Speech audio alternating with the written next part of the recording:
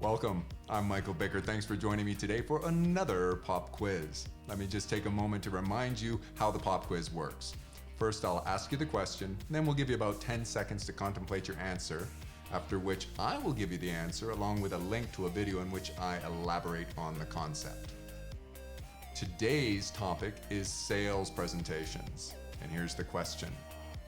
Which should be highlighted first in great sales presentations?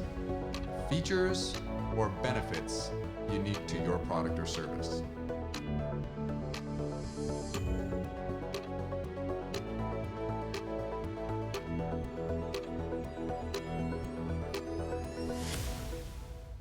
Did you get the answer? You had a 50% chance.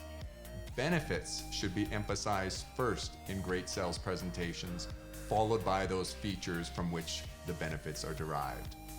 Make sure you check out that video in which I elaborate on this concept, and thanks for joining me for today's pop quiz.